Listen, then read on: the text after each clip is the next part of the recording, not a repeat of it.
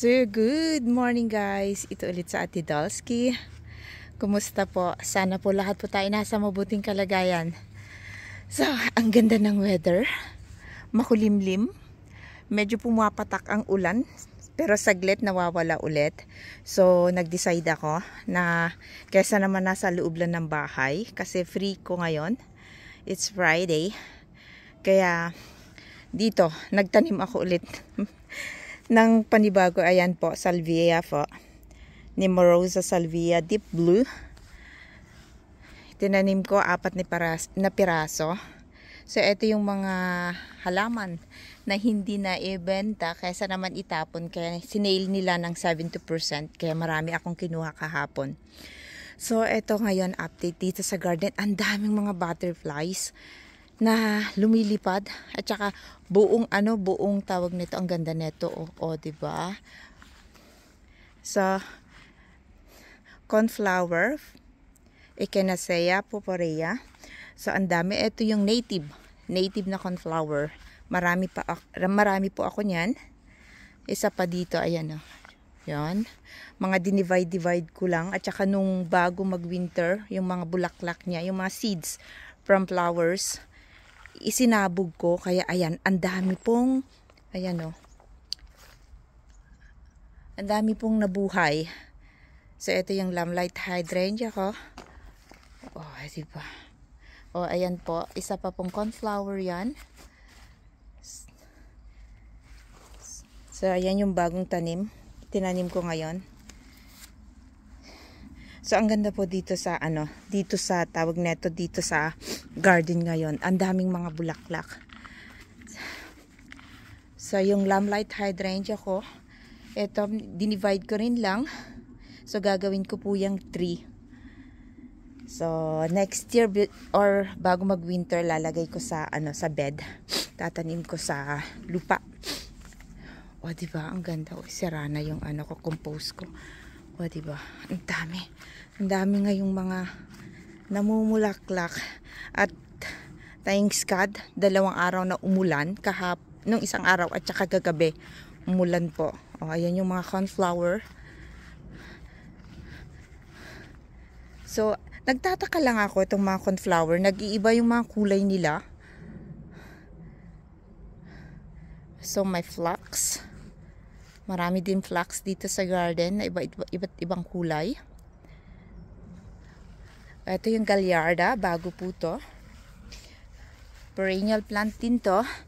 Kaya binili ko. So, karamihan dito talaga sa garden, mga perennial plants. Itong mga geranium langs, ayan, geraniums is annual po yan. Kaya ilalagay ko po to sa storage bago mag-winter. Tapos tatanim ko ulit pag springtime. So, ayan, ang dami po. Ang ganda. At ang bango. Ito ata yung strawberry. Panicle hydrangea. Ayan, nag-turn. Dahan-dahan na po silang nag-turn into pink. Ayan.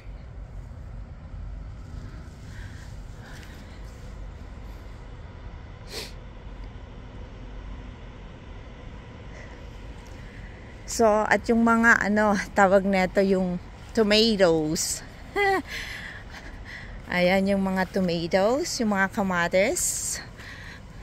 Marami na rin pong hinog, so kailangan ko na siyang i-harvest mamaya. Ito yung sinasabi ko, yung beds na to, papalitan ko, lalawakan ko po siya next year. At puro vegetable lang itatanim ko dyan. So, ito yung grapes.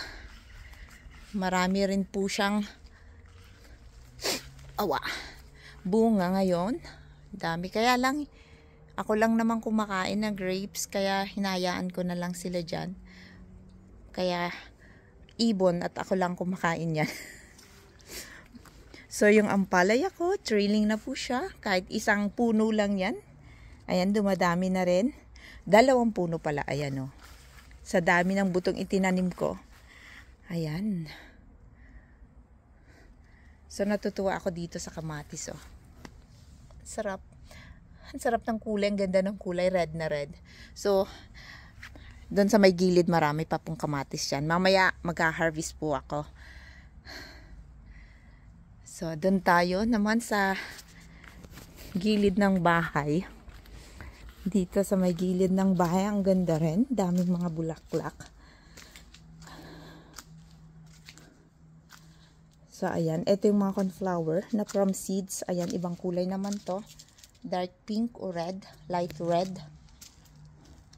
Hindi pala pink yan. Orange. Yeah.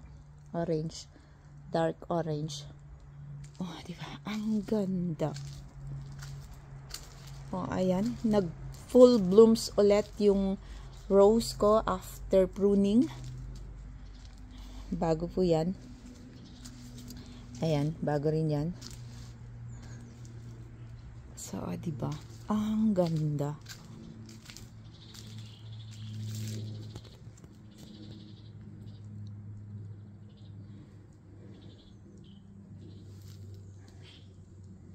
So, liatres. Marami po tayo ngayong liatres. Yung mga ibang liatres, nilipat ko na sila dito kasi nga sa kabilang side dun.